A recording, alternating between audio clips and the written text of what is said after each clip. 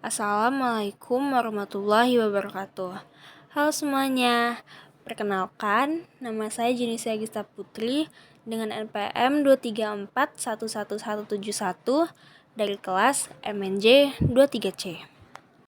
Di sini saya akan menjelaskan tentang pengertian dan fungsi manajemen. Yang pertama yaitu apa itu manajemen? Manajemen adalah proses pengorganisasian, pengaturan, dan pengelolaan SDM sampai dengan pengendalian agar bisa mencapai tujuan dari suatu kegiatan. Manajemen sangat diperlukan untuk kebutuhan pribadi maupun bisnis. Manajemen bisa membuat bisnis menjadi lebih berkembang karena dijalankan secara struktural dan prosedural. Dengan demikian, proses manajemen akan membantu Anda dalam menetapkan keputusan atau kebijakan yang baik. Umumnya, manajemen dilakukan oleh jabatan tinggi seperti pemilik perusahaan sampai dengan manajer. Hal ini karena agar komando perusahaan dapat diberikan secara terpusat sehingga berjalan dengan efektif. Selanjutnya yaitu 5 fungsi manajemen. Fungsi manajemen yang pertama yaitu ada 1. Perencanaan, 2. Pengorganisasian, 3. Pengarahan, 4. Koordinasi, dan 5. Pengendalian. Fungsi manajemen yang pertama yaitu perencanaan. Perencanaan berfungsi untuk memberikan arahan, koordinasi, dan pengendalian yang baik berdasarkan rencana yang sebelumnya telah ditetapkan. Namun, dalam menjalankan proses manajemen, perencanaan yang dibuat tidak harus mutlak dijalankan. Bisa saja perencanaan tersebut berubah sesuai dengan situasi yang ada.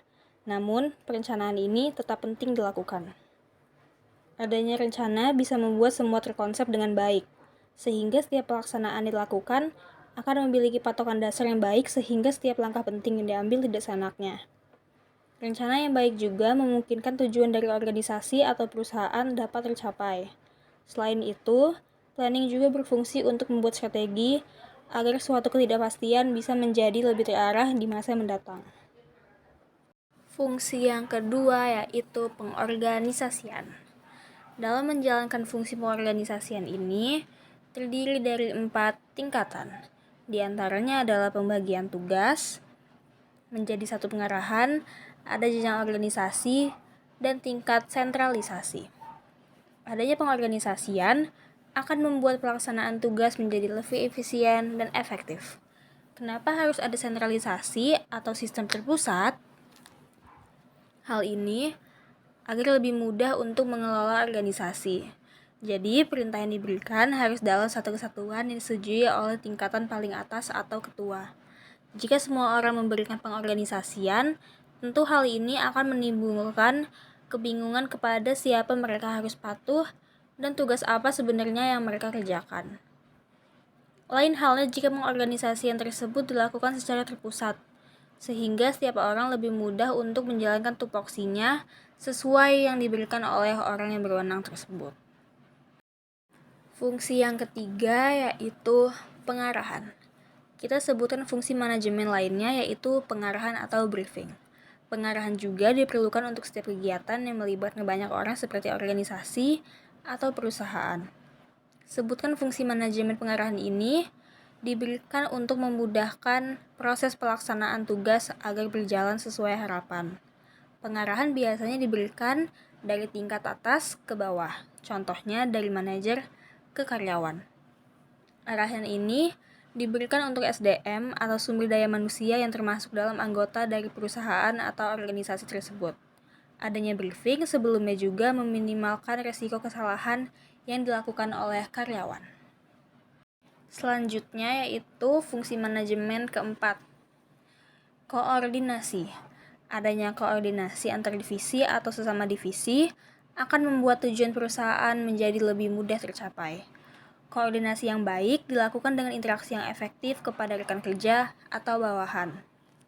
Interaksi ini harus terjalin secara harmonis dan semangat kekeluargaan. Dengan demikian, anggota dari perusahaan tersebut bisa menjalankan kerjasama tim dengan baik.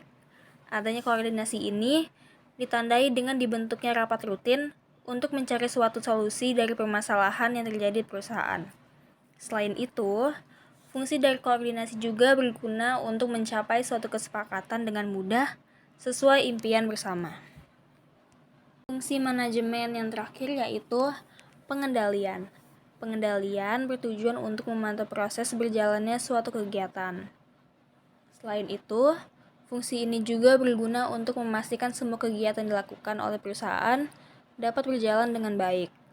Adanya pengendalian juga berguna untuk membuat perusahaan menjadi lebih berkembang.